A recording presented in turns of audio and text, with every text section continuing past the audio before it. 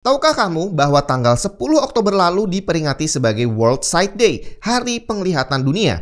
Di tahun 2024 ini, tema yang diangkat adalah pentingnya menjaga kesehatan mata pada anak-anak. WHO membuat slogan spesial Children Love Your Eyes. Tapi tentu saja, tanggung jawab itu ada di tangan kita sebagai orang dewasa.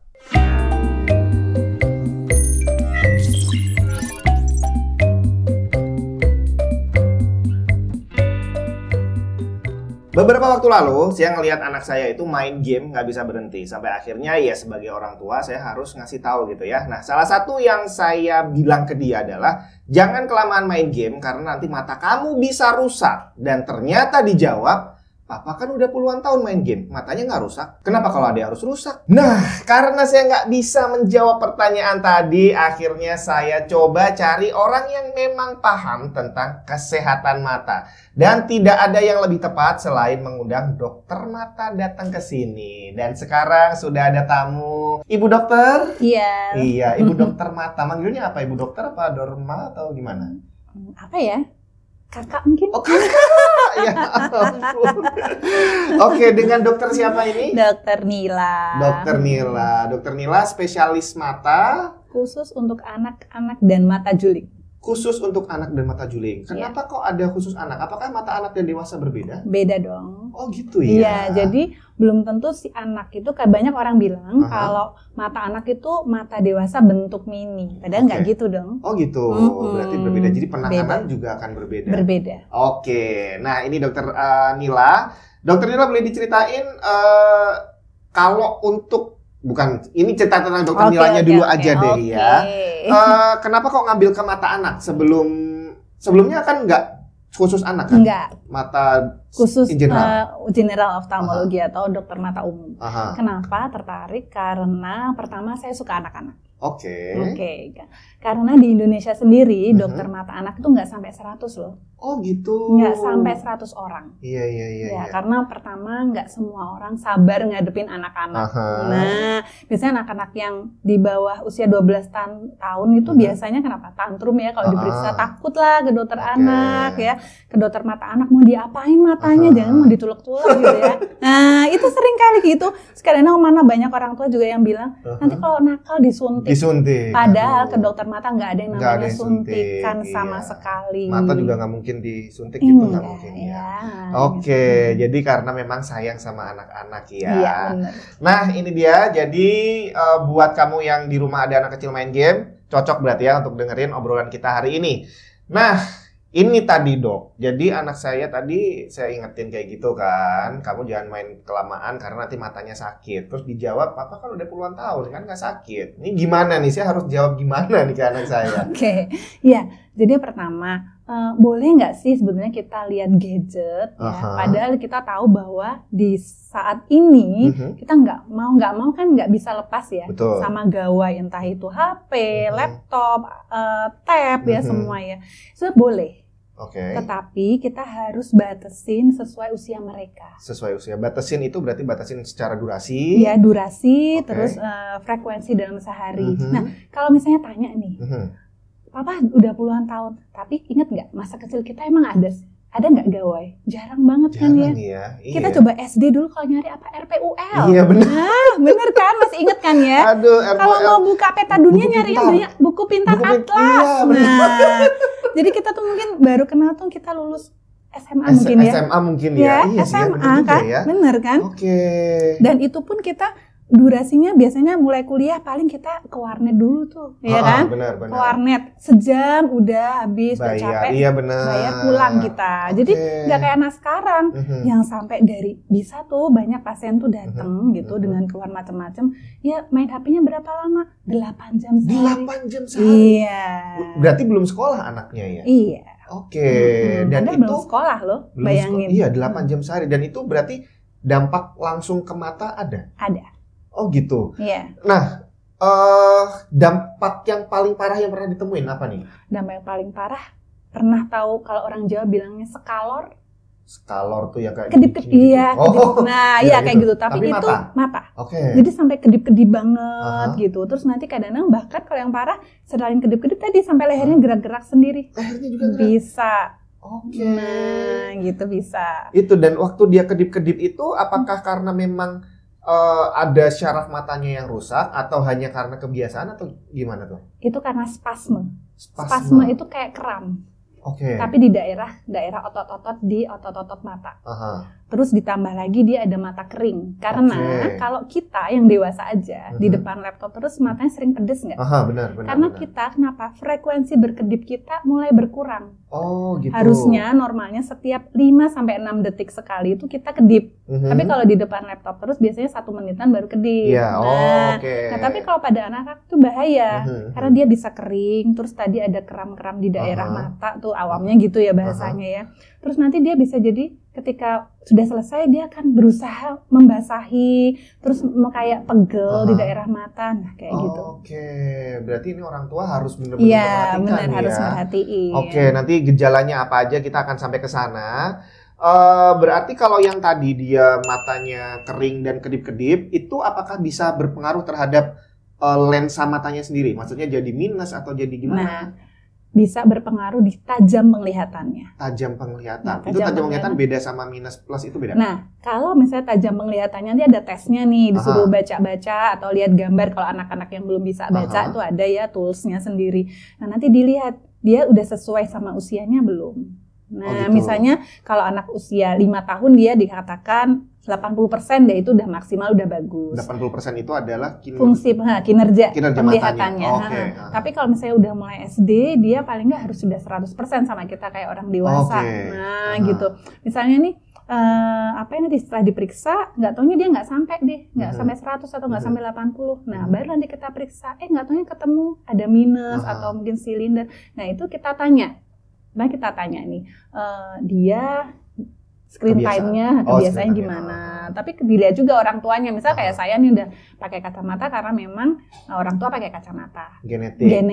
Nah, itu juga bisa. Nah, kalau misalkan genetik, apakah mungkin kayak saya ini kan walaupun dibilang lulus SMA baru terpapar gadget nih, tapi kan sama aja udah beberapa puluh tahun kan. Nah, kok nggak minus juga? Apakah itu faktor genetik juga? Bisa juga ya? Bisa. Oke. Karena panjang bola matanya masih normal. Panjang bola mata? Oh, berarti ini tuh berpengaruh. Iya, dan itu nggak bisa dirubah dong berarti? Nggak bisa dong. Makanya kita harus menjaga tadi screen time kita itu jangan berlebihan. Ya, misalnya ini memang kerjanya di depan screen time terus. Tapi misalnya kalau orang dewasa di atas 18 tahun tuh kita boleh sampai 8 jam sehari. Boleh. Gitu. Karena lebih kuat atau gimana? Iya, karena dia lebih stabil, otot-otot matanya juga stabil, otot penggerak bola matanya semuanya baik. Itu bisa kalau misalnya nggak ada genetiknya nih. Nah, tapi kan nggak terus yang overtime lebih dari itu. Kita kan kerja biasanya 8-10 jam lah ya. Oke, tapi kalau anak kecil itu berbahaya. Iya, benar banget. Nah, berarti karena ada faktor kebiasaan dan ada faktor genetik, itu berarti setiap orang dampaknya akan berbeda juga gitu. Benar ya. Sekali. Mau rakit PC Core i7 atau Core i9? Ketinggalan zaman bre, sekarang waktunya Core Ultra dan motherboard terbaru Z890 dari Asus. Pilihannya komplit banget dari seri Prime yang paling basic tapi udah support Thunderbolt 4 dan USB 4, ProArt yang udah mulai support Thunderbolt 5, Tough Gaming sampai ROG Strix dan ROG Maximus yang ngasih kita 3 slot PCI Express Gen 5 untuk NVMe, 2 port Thunderbolt 5, Wi-Fi 7 dan masih banyak lagi fitur canggih lainnya. Selengkapnya cek link di bawah.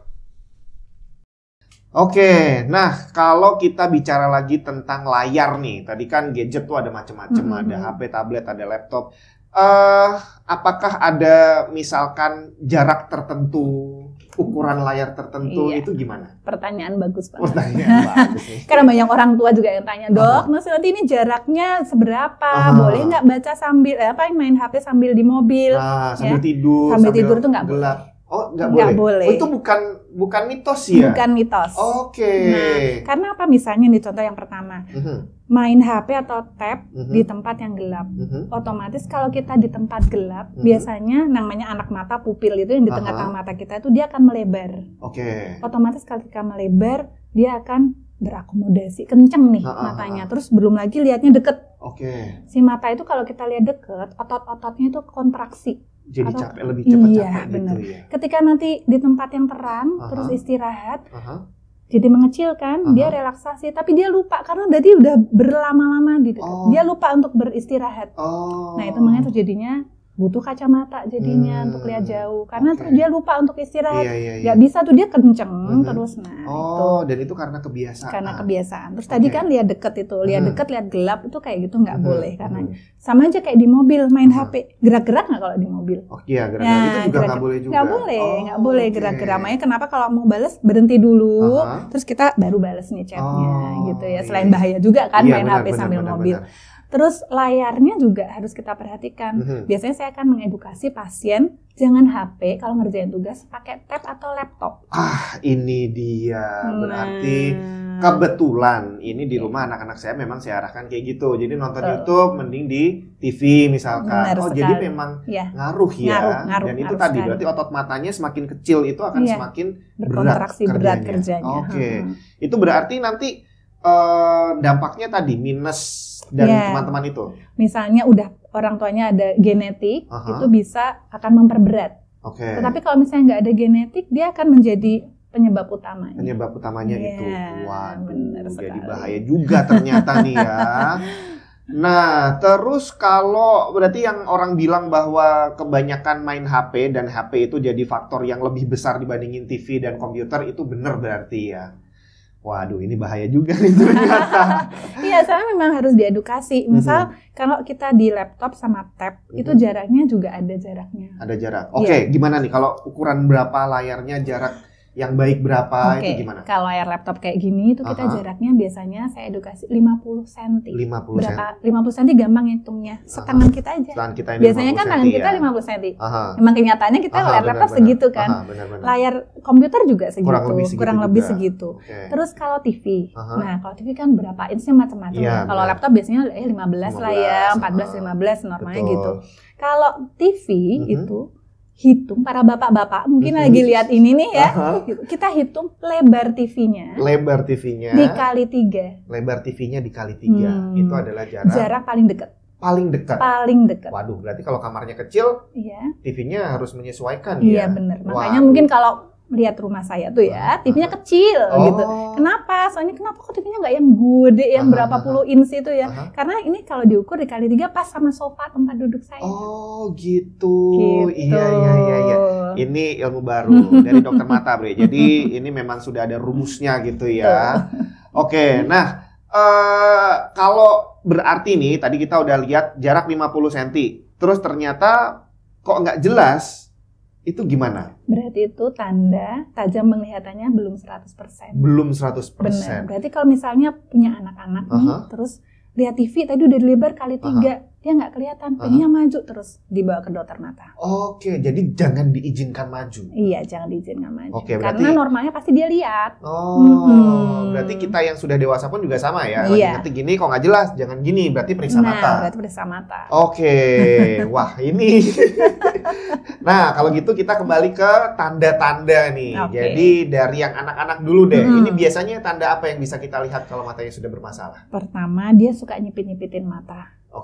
Kedip-kedip berlebihan, kucek-kucek mata. Terus kalau di sekolah atau di rumah, yaitu tadi TV lihatnya deket-deket. Kalau di sekolah biasanya paling sering itu kadang-kadang bahkan orang tua nggak aware. Seringkali kan sekarang orang tua dua-duanya kerja nih, jadi nggak merhatiin. Jadi yang merhatiin bu gurunya. Kalau dia belajar sering ketinggalan waktu nulis. Nanti kalau duduk depan nulisnya lengkap, catatannya Nah nanti biasanya guru-guru akan ngasih tahu nih, Pak, Ma kok gini nih, makanya perlunya edukasi ke guru-guru sekolah. Betul. Jadi bahwa ternyata ketinggalan nulis itu bukan melulu anaknya yang ketinggalan belajar ya, bisa jadi karena ternyata nggak kelihatan. Nah itu dia. Nah, kalau soal anak nih, ini kan banyak sekarang orang tua yang disarankan kalau anaknya sering lihat layar, pakai kacamata anti radiasi. Nah, gimana nih? Ini soalnya saya pernah, saya sendiri juga kena sih ya. Maksudnya waktu meriksain anak saya itu sama si tukang optiknya dikasih tunjuk, ini Pak kalau pakai ini kan nggak tembus nih, macam-macam ya. Terus saya iya aja. Nah, itu gimana? Bener nggak sih? Itu hanya mitos. Yang bener nih. Iya bener. Waduh berarti itu ada itu resmi loh. Iya itu benar-benar resmi bahwa di kita tuh punya apa ya dari American Ophthalmology, jadi namanya itu memang bahwa itu hanya mitos. Bahwa kacamata anti radiasi itu klaim-klaimnya kan banyak bisa apa ini membuat minus berkurang, menjaga kualitas tidur, menjaga UV biar nggak masuk ke mata kita, biar sehat. Enggak. Yang pertama, sinar UV yang bahaya buat kita adalah sinar UV matahari. Sedangkan di gadget sekarang ini, era sekarang ini semua layar itu sudah dilindungi dengan anti radiasi yang sudah ada anti radiasi. Sangat bagus. Mungkin kalau yang TV zaman dulu nggak ada kali ya. Gimana kepala nanya? Soalnya dulu kan kita masih ingat pasti kan, dibilang jangan nonton deket-deket karena nanti kena radiasi. Mungkin ada kali ya. Mungkin ada. Tapi zaman dulu juga belum ada gadget ya. Kita nontonnya cuma sampai hari Minggu, mungkin lihat apa gitu ya. Lihat Doraemon aja sekali. Oh, jadi nggak ada ya radiasinya itu nggak ada. Nggak ada radiasinya, jadi tidak berbahaya. Terus yang kedua bilangnya menjaga tidur kita berkualitas ya. Emang mau bubuk pakai kacamata radiasi ya kan? Nggak juga. Terus yang ketiga mencegah progresivitas miopia biar nggak minusnya nambah. Ya nggak ada yang bener, dijaga durasinya sama frekuensinya, disesuaikan sama usia anak-anaknya gitu. Kalau kita dewasa kita jaga. Kalau biasanya pernah dengar nggak 20-20-20 rule? Setiap 20 menit kita istirahat 20 detik untuk melihat jarak sejauh 20 kaki. 20 kaki itu sekitar 6 meter. 6 meter. Oke, 20-20-20. Kirain setiap kerja 20 menit, istirahat 20 menit. Asik. Ke jam kerja tinggal 4 jam deh. Oke, berarti tidak ada penjelasan ilmiah bahwa itu terbukti ya. Tapi kok kata orang yang pakai itu benar-benar bisa lebih nyaman gitu ngelihat layar. Sugesti aja sih sebetulnya. Sugesti. Iya, dan biasanya memang kacamata anti radiasi itu dia lebih kayak redup gitu seolah-olah. Makanya kalau untuk anak-anak saya nggak nyaranin karena dengan redupnya si ininya tone-nya lensanya itu anak-anak jadi nggak ada indikator kan karena dia ngerasa kayaknya nggak begitu terang, lebih nyaman, jadi lebih lama malahan. Oke, tapi sebenarnya kerja ototnya tetap sama aja. Jalan, iya. Oke, berarti malah justru yang sebenarnya netral malah bisa jadi berbahaya karena membuat orang cenderung lebih lama di depan layar. Sekali. Wah, ini yang bahaya. Oke, berarti tadi tidak ada kacamata anti radiasi yang bisa mengurangi minus, itu hanya mitos aja ya. Nah, kalau misalkan tadi nih akhirnya otot mata sudah terlanjur terbentuk karena kebiasaan, akhirnya nggak normal, pakai kacamata pastinya kan, itu apakah bisa kembali normal lagi? Dalam usia anak-anak atau dewasa nih? Semuanya, coba dua-duanya. Kalau anak-anak, misalnya nih ketemunya masih kecil. Kecil usia berapa nih? Kecil, di bawah 7 tahun lah. Di bawah 7 tahun. Biasanya kalau saya biasanya nggak langsung. Kalau ukurannya masih ketemu setengah, seperempat gitu ya. Biasanya kita observasi dulu. Stop dulu gadgetnya, dikurangi banyakin outdoor activity. Terus nanti kita lihat. Biasanya kalau memang tadinya masif tuh mainnya 4 jam, anak-anak kecil kadang banyak yang 4 jam, 5 jam. Kita stop nih, atau mungkin setengah jam aja sehari. Balik-balik ketika dicek bisa hilang loh. Oh iya? Iya. Oke, karena memang ototnya masih dalam perkembangan masih fleksibel gitu ya? sekali. Benar. Okay. Nah, misalnya kalau anak SD nih, ketemunya minusnya udah 7 sampai 12 ya, ketemunya udah. Ada anak SD 7? Ada. Buset. Minus 7, minus 12 aja ada. Itu karena apa? Memang bola matanya panjang. Oh, berarti genetik dulu genetik. yang Tapi kadang-kadang juga orang tuanya baik-baik aja. Prematur juga bisa kayak gitu. Oke. Nah, tunggu. Kalau misalkan genetik itu apakah berarti begitu lahir sudah minus? Iya. Lahir udah minus? Iya. Oke, jadi itu terus taunya kita gimana? Mulai kapan diperiksa ini? Maksimalnya biasanya kalau saya selalu edukasi 3-4 tahun. 3 itu paling bagus. Tahun. Paling setelah bisa baca gitu maksudnya? Belum tentu nggak usah nunggu bisa baca. Nah, makanya itu pentingnya dokter mata anak. Karena kita punya tools macam-macam. Bahkan bayi aja kita bisa lihat tuh dia udah bisa kelihatan apa nggak kelihatan. Oke. Waduh, berarti genetik lahir langsung minus, Bre. Ya mau gimana lagi kalau emang udah benar. Ya gitu. Nah, tadi berarti anak kecil masih bisa berkurang. Kalau dewasa gimana? Kalau dewasa kalau mau hilang jadi itu pernah dengar lasik? Lasik iya. Nah, itu Cuma dilasik. itu satu-satunya ya. Kalau Bisa. secara alami nggak bisa ya. Nggak bisa. Bisa dilasik atau misalnya kan lasik biasanya ada batasannya tuh, Aha. ya kan? Minus 12 ke atas nggak bisa tuh. Misalnya ada orang minusnya 18, 20. Ada loh. Ada ya. Ada. Itu berarti hampir buta dong. Kalau dicopot nggak kelihatan apa-apa dong. Iya ya. Iya, cuma lihat bayang-bayang aja. Oke. Iya. Nah, itu nanti ada metode sendiri. Misalnya lensanya diganti. Aduh, Iya, kayak ganti lensa operasi sih. kacamata aja. Ah. Itu donor berarti. Enggak. Oh enggak. Lensanya lensa buatan. Wow. Iya, luar biasa kan? Nah, dan dia Jadi permanen loh. Oke, Dia kayak mata bionik berarti ya. Bisa ada yang canggih-canggih gitu, nggak bisa di zoom gitu, nggak ada ya. Yang tembus pandang gitu ya. Ya semoga aja kapan ada gitu. Oh jadi kalau udah dewasa baru bisa disembuhkan dengan metode itu. metode Tapi ya itu. biayanya juga lumayan. gitu Iya, kali di ya. atas 18 tuh. Di atas 18 juta. BPJS bisa? Nggak bisa saya. nggak bisa. Sedih ya. Ya ampun, oke. Nah kalau misalkan tadi anak kecil yang dia udah genetik, itu berarti nggak bisa berkurang dengan natural juga dong? Kalau berkurang sih jarang memang. Jarang. Tapi paling nggak kita bisa menghambat progresivitasnya. Oke, dengan cara Banyakin vitamin D. vitamin D. Mm-mm. Vitamin D itu matahari, bukan? Matahari, bener sekali. Terus berjemur? Iya. Outdoor activity. Outdoor bener activity. itu outdoor activity. Bukan vitamin D diminum. Kalau diminum ada nggak sih? Boleh, ada juga. Iya. Oh, oke. Kalau misalnya nggak pengen dok, anak saya banyak ini udah minum vitamin, Aha. banyakin sayur-sayuran hijau. Oke. Nah, itu. bisa Ya, berkurang. bener. Tapi kalau untuk orang dewasa nggak bisa. Nggak bisa dong. Udah berhenti. Oh, iya.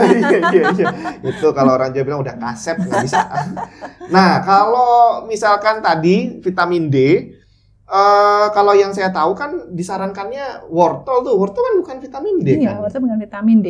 Kalau wortel, tomat, Aha. atau vitamin A yang lain atau Aha. vitamin C itu dia menutrisi Menutrisi si mata. Jadi Aha. memberi asupan yang sehat. Sedangkan Oke. vitamin D menurut Aha. penelitian, jurnal-jurnal penelitian juga ada, di Mhm. literatur juga ada, dia mempertebal dinding bola mata. Secara fisik mempertebal. Iya. Oh, Kok oke. bisa mempertebal dinding bola mata bisa mencegah progresivitas? Aha, Ya. gimana itu? Karena kalau anak-anak dengan miopia atau minus itu biasanya panjang bola matanya kan panjang. Mhm. Kira-kira tinggi badan anak-anak 6 bulan aja nambah nggak? Nambah. Nah, otomatis bola mata juga bisa semakin panjang kan? Oke, semakin panjang lagi. Iya, bisa. Oh. Nah, dengan ditebalkan dinding bola matanya, ketahan kan dia. Oh, gitu. Nah, itu lebih mekanismenya. kuat, ya. Lebih kuat, jadi ketika mau manjang dia agak ketahan. Jadi Hmm. misalnya dengan vitamin D yang maksimal, outdoor activity dibanyakin, Mhm. misalnya dalam 1 tahun harusnya nambah nih 0,0 sekian. Mhm. Tapi dalam setahun dia nggak nambah. Oh, Nanti oke. mungkin 2-3 tahun baru dia nambah 0,0 sekian. Oh, tapi tetap akan Tetap bertambah, nambah, tapi lebih dia, lambat. Iya, benar sekali. Gitu. Berarti jus wortel tinggalin aja ya? Ya jangan Oh, jangan dong. juga ya? Oh, ya kan diganti tadi yang vitamin D. Oh, berarti Tetap tetap ya. nanti sama-sama. nutrisinya kurang sama aja Oh dong. iya benar. Nah kalau ada orang jual kacamata tuh ada tuh yang bolong-bolong, terus katanya dipakai biar bisa belajar fokus, Iya, ototnya iya. terlatih itu gimana? Itu enggak juga. Kok banyak banget yang bohong sih? Itu banyak banget yang ketipu soalnya. Oh, gitu ya? Terus tanya dok, saya kok itu silindernya katanya bisa hilang ya? Terus saya bilang, kalau silinder bisa hilang saya daftar pertama bu, gitu. Oh iya, ini kacamata memang Iya, prescription cylinder juga. sama ada plusnya juga sih, maklum kan masih muda ya. Oh masih muda jadi plus. Oke, iya. Berarti itu radiasi yang teoretis bohongan. Terus yang lubang-lubang itu bohongan Bohongan lagi. juga. Terus wortel walaupun bukan bohongan, Iya. tapi ternyata bukan itu fungsinya. Iya. Terus ada lagi yang sering saya dengar, belajar ngelihat fokus ke satu titik. Itu gimana? Enggak juga sih. Nggak bisa juga Enggak, ya. enggak. Jadi Banyak ya beredar saat ini ya, benar, katanya benar. ngeliat ke satu titik nanti bisa lebih jelas gitu. Ah. Ya kalau dewasa nggak bisa Nggak dong, bisa, tetap aja ya. dong. Anak-anak juga nggak bisa. Anak-anak juga nggak Mending bisa. kita kurangi aja durasi mereka sama frekuensinya. Jadi harus kita sesuai nih usianya. Aha. Misalnya di usia SD nih. Aha. Boleh dari 7 tahun sampai 12 tahun. Misalnya mereka pengen lihat 2 sampai 3 jam sehari. Aha. Kadang-kadang banyak sih pasien saya misalnya, dok Senin sampai Jumat itu tuh nggak main HP sama sekali. Tapi kalau weekend seharian Full. penuh, ya buat Nah, apa? sama aja. Sama aja. Oke. Mendingan sehari Senin sampai Sabtu 2 jam. 2 jam, Daripada 2 jam. mereka Oh, ngumpet-ngumpet iya. kan. Benar. Tapi 2 jam itu juga nggak boleh full 2 jam. Jadi harus ada istirahatnya. Iya benar Oke. sekali. Setiap setengah jam istirahat. Aha. Terus nanti setengah jam lagi istirahat Istirahat lagi. lagi. Gitu. Iya sih, ya itu dia. Soalnya sekarang orang tuanya sendiri juga udah banyak yang sibuk kan. Iya. Anaknya rewel daripada nangis Yaudah, kasih kasih. HP. Itu yang salah ternyata ya. Nah sekarang kalau misalkan nih anak-anak udah dikasih kacamata, kan kadang masih suka malas pakai tuh. Itu dampaknya gimana? Apakah jadi lebih cepat nambah atau gimana? Benar sekali. Gampang halnya, banyak sekali pasien-pasien saya, bahkan nggak usah dipakai, orang tuanya aja kadang denial. Kalau anaknya minus. Nah, anaknya minus. Nah, contohnya nih, yang paling gampang. Seorang anak datang ke saya, diperiksa fungsi penglihatannya. Ketika datang, fungsinya cuma 20%. 20% itu jadi kalau kita bisa ngelihat, saya udah pakai kacamata. Terus udah bisa lihat sampai baris ke-10. Kalau ke dokter mata kan ada tuh garis 1 sampai 10 tuh sampai ke bawah, bisa baca. Mereka 20% hanya bisa di baris kedua aja. Ke bawah nggak bisa kelihatan. Ya. Terus diperiksa. Aku periksa, minusnya -1. Sama, ya -1 deh paling gampang. -1 bisa baca sampai baris ke-10. Oke, berarti dia jadi 100% setelah pakai kacamata. Dan nggak mau dipakai. Oke, aku nggak mau dipakai 6 bulan kemudian. Jadi biasanya kalau udah 100%, oke kontrol lagi 6 bulan gitu ya. 6 bulan datang. Bu ini selama 6 bulan kacamata nggak pernah dipakai, ini anaknya malu. Ya. Diperiksa lagi, nggak taunya dia cuma bisa baca baris yang paling atas. Paling atas doang. Nah, diperiksa lagi kira-kira nambah nggak buat sampai bisa lihat ke baris? Nambah dong. Jadi 2 misalnya. Jadi 2. Tambah gede kan? Iya. Karena apa? Karena si otot tadi kerjanya berlebihan. Semakin berat. Terus kalau minus itu, bola mata tadi kan panjang tuh. Berarti apa yang dilihat nggak pernah sampai di syaraf mata dong. Ya kan? Sebenarnya tadinya 10, tadi 20%, mundur dari 10, ini kecapek si otot mata. Benar. Bola mata juga 6 bulan pasti udah tambah panjang, tanpa terapi apapun kan. Nah otomatis jadi dia nambah. Pertama akan nambah. Kedua lagi, misalnya nih, dia bertahun-tahun deh, dia nggak pernah mau, dia nggak mau. Aku nggak mau nanti aja kalau udah SMP apa SMA periksanya. Aku malu soalnya. SMA lihat papan tulis di depan sendiri nggak kelihatan. Ya? Udah SMA periksa, kemarin aku terakhir -2 dok, gitu ya misalnya ya, gitu. -2 dipakein. Kok -2 aku nggak bisa ya, tetap nggak bisa lihat baris. Karena apa? Si syaraf mata kira-kira terstimulasi nggak tadi? Iya, udah mandek ya dia ya. Udah terlanjur. Otomatis mau dikasih -3, dikasih -4, ya udah mandek aja, cuman paling turun ke baris ke-5 atau baris ke-6. Mau nangis gimana? Ya kan udah terlanjur. Belum lagi nanti misalkan yang satunya bisa 100%. Satunya tadi minusnya 2. Satu 100%, satu cuma 10% karena baris pertama kan. Kira-kira otak akan nyuruhnya ngelihat mata sehat atau mata yang sakit? Mata sehat kan? Iya, betul. Mata sakit nggak dipakai. Kira-kira kalau nggak dipakai bisa jadi apa? Juling. Oh, jadi juling itu berarti dia karena nggak fokus ngelihat. Dia nggak kelihatan akhirnya gerak sendiri. Penyebabnya macam-macam. Ada memang dasarnya karena kelemahan kerja otot. Yang kedua bisa karena tadi kebutuhan kacamata yang tidak dipenuhi dari sejak awal. Oke, wah berarti malah fatal nih. Iya benar. Soalnya ada juga nih yang saya dengar bahwa kacamata jangan sering-sering dipakai biar matanya terlatih ototnya. Nah itu mitos yang salah. Waduh, dan ternyata dampaknya bisa sampai juling ya. Benar sekali. Waduh, dan itu banyak loh, banyak. Saya bilang banyak karena hampir setiap hari itu pasti ada pasien dengan keluhan seperti itu. Oke, dan kalau udah juling berarti juga nggak bisa dibenerin kan? Bisa. Oh bisa? Bisa. Walaupun sudah dewasa? Sudah dewasa bisa. Operasi? Iya benar sekali. Operasi, iya. Tapi kalau udah operasi kan otot dan syarafnya kan tetap. Syaraf matanya biasanya kalau dewasa udah mandek. Nah, tapi kalau hebatnya tadi, kenapa mata anak beda sama mata dewasa? Kan mata anak nanti setelah julingnya dibenerin, si syaraf mata kita stimulasi dengan maksimal. Dengan pemberian kacamata maksimal, terus ada terapi, mungkin pernah dengar yang nama eye patch, ditutup salah satu mata, untuk menstimulasi kita ajak olahraga si syaraf matanya tadi, bisa jadi 100%. Tapi kalau orang dewasa udah nggak bisa? Nggak bisa. Jadi kalau misalkan sudah dibenerin julingnya, terus gimana untuk ngakalin si syaraf? Untuk ngakalin si syaraf matanya biasanya pada orang dewasa, misalnya sebelum dioperasi fungsi penglihatan 20%. Mentok-mentok sih bisa sih sampai jadi 60% masih bisa. Kalau memang syarafnya masih bagus ya. Kadang ada yang syarafnya udah udah nggak bisa diselamatin sih bisa. Jadi kadang-kadang pasien datang, saya jelasin ini nggak bisa dibenerin lagi syarafnya, nggak apa-apa, yang penting kosmetiknya bagus ada. Tapi ada juga yang syarafnya masih oke, kita benerin jadi naik, misalnya jadi 60%, lumayan banget. Yang paling lumayan sebenarnya apa sih mata juling itu? Apa? Bukan kosmetik yang pertama, tapi fungsi 3 dimensi. Bayangin kalau mata juling, kanannya bagus, kirinya juling, berarti naik motor sama aja tutup mata satu dong. Serem nggak kalau kayak gitu? Tunggu, saya pikir tuh kalau juling itu sebenarnya dia ngelihat ke depan, enggak ya? Dia berarti tetap ngelihat ke sana. Oh gitu. Iya, waduh. Jadi deg-degan juga nih. Oke. Jadi ternyata dampaknya luar biasa kalau dibiarin ya. Dan ternyata orang tua masih banyak yang denial, anaknya juga denial juga kan, malu dan segala macam. Wah, ini yang berbahaya.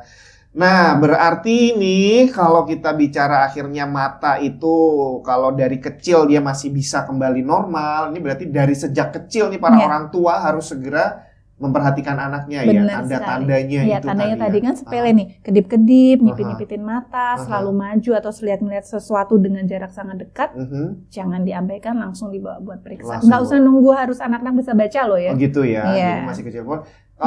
Kalau untuk yang tadi dia punya riwayat, mungkin salah satu orang tuanya minusnya gede. Umur berapa sebaiknya? 3 tahun aja ya, nggak usah dari kecil takutnya tambah parah. Kecuali prematur. Oke. Nah, itu dia tadi. Soalnya kalau anak bayi kan kita nggak ngerti juga. Ada nggak tanda-tandanya anak bayi yang belum bisa diajak komunikasi? Ada. Dia suka ngucek-ngucek mata.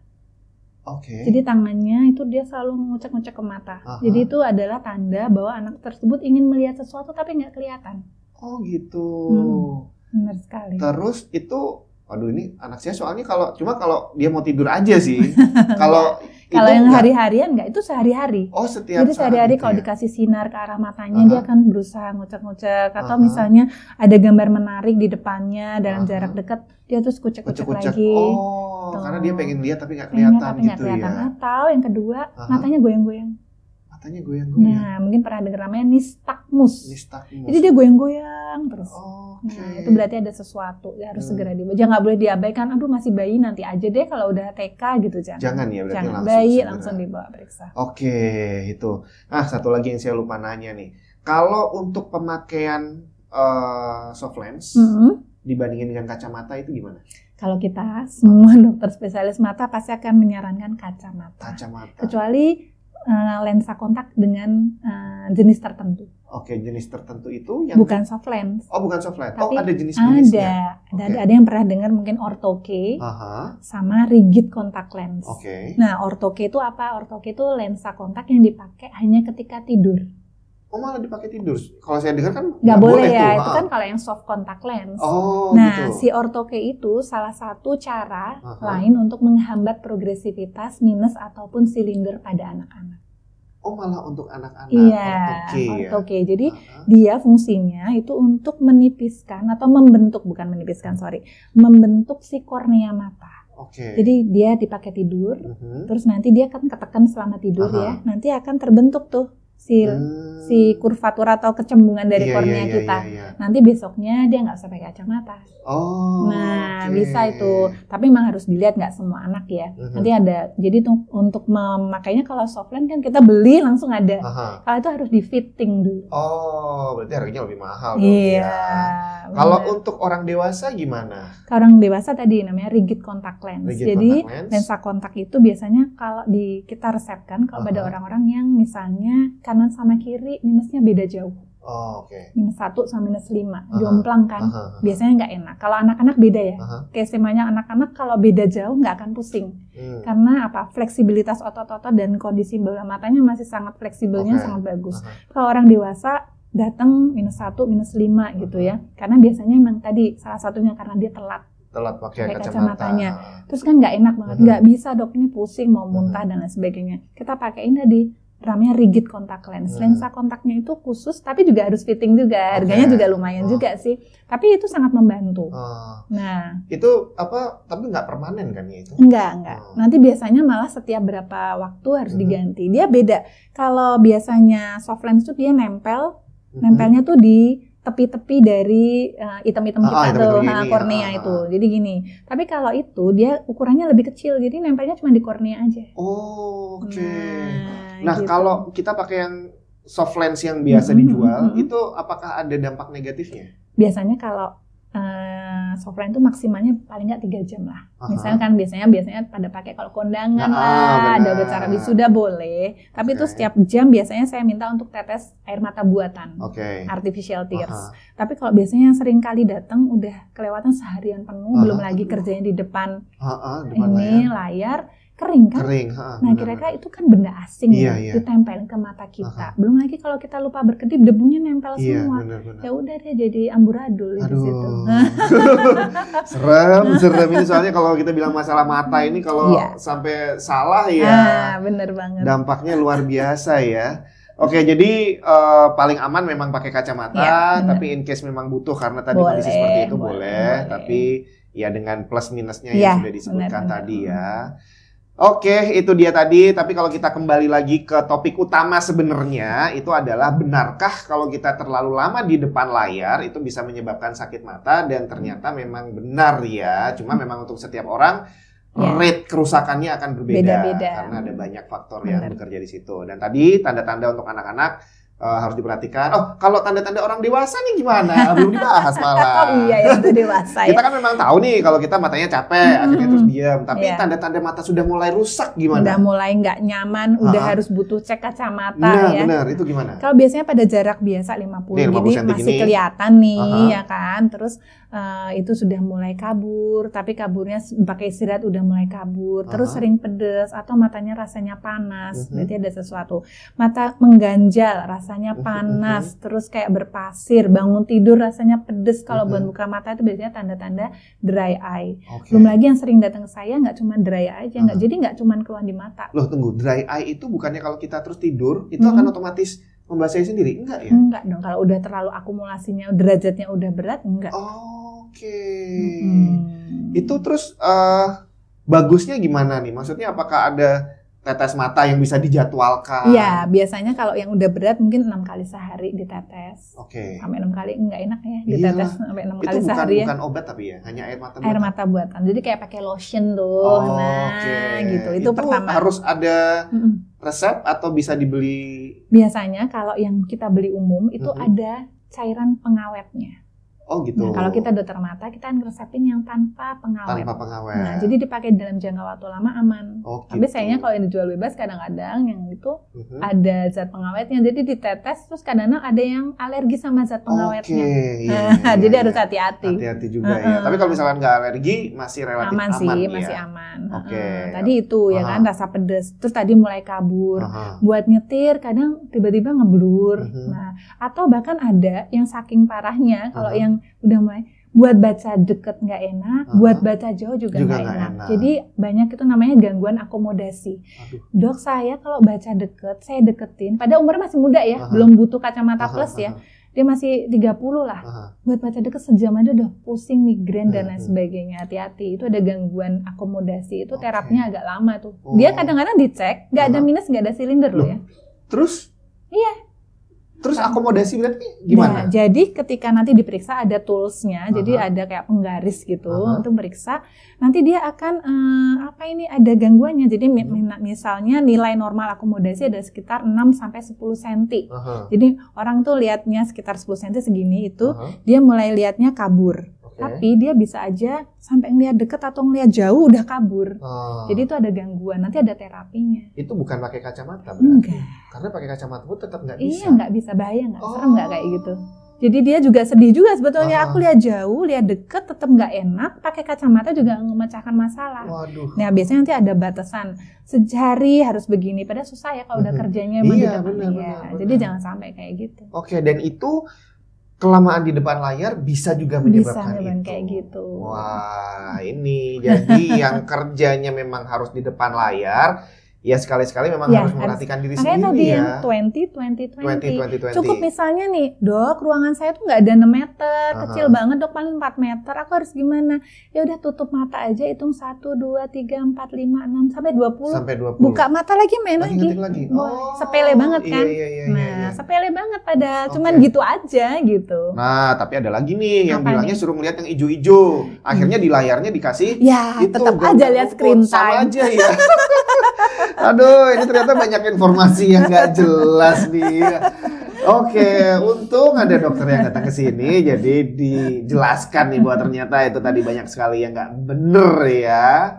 Oke, jadi untuk orang dewasa tanda-tandanya seperti itu, untuk anak-anak seperti itu, dan yang dewasa hati-hati karena tidak bisa kembali lagi. Mata udah rusak, nggak bisa balik kecuali tadi dioperasi tadi ya. Ya kalau mata juling ya. Tapi kalau yang misalnya gangguan akomodasi sih masih bisa ya? Masih bisa, tapi terapinya itu. Kalau misalnya tiba-tiba harus pakai kacamata ya mau nggak mau jadi harus pakai kacamata kan, gitu.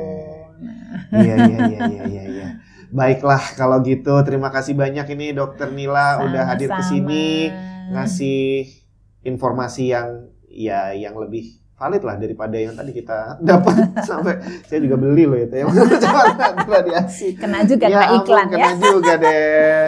Oke, dan layar kalau dibilang ada tambahan anti radiasi itu pun juga bohong dong. Sebetulnya gini aja sudah bagus kan. Aman, yang perlu diingat konsentrasi kecerahan layar juga perlu dipertimbangkan loh. Oke, gimana? Oh iya belum kita bahas nih kecerahan layarnya. Gimana? Lebih baik lebih terang atau enggak? Harus kita sesuaikan sama kondisi ruangan kita. Oke. Kalau misalnya handphone sih udah bisa kita tekan otomatis ya. Nah, otomatis tuh emang otomatis akan menyesuaikan. Cuman kalau laptop kan kadang nggak bisa ya, nggak bisa. Jadi kalau misalnya tempatnya gelap, kita agak redupin. Kalau tempatnya kita lagi di outdoor, diterangin. Karena kalau misalnya tadi tempatnya ininya gelap, ininya terang, itu juga otot-otot mata kerjanya berlebihan. Oke. Nah, itu ya. Dan kebetulan berarti ini berhubungan sama materi kita tentang kalibrasi monitor. Bahwa ternyata monitor itu harus dikalibrasi sesuai dengan kondisi pencahayaan ruangan. Dan itu berpengaruh juga ternyata terhadap kesehatan mata. Oke, ketemu satu nih jawabannya. Oke, berarti ya kayaknya udah semua ini ya dibahas, anak-anak udah tadi dampaknya apa aja, bagaimana cara mengatasinya sebelum terlambat, yang dewasa juga udah. Berarti udah semua, semoga tadi ditangkap semua dengan baik. Kalau ada yang ketinggalan bisa ditonton ulang lagi aja. Oke, kalau gitu terima kasih banyak Dokter Nila sudah hadir di sini, sudah membantu menjelaskan karena saya yakin pasti banyak yang ternyata baru tahu bahwa tadi itu banyak informasi yang salah gitu ya. Kapan-kapan kalau ada yang saya butuhkan lagi untuk kesehatan mata bisa datang ke sini lagi. Oke, siap. Oke, terima kasih banyak. Semoga video ini bermanfaat.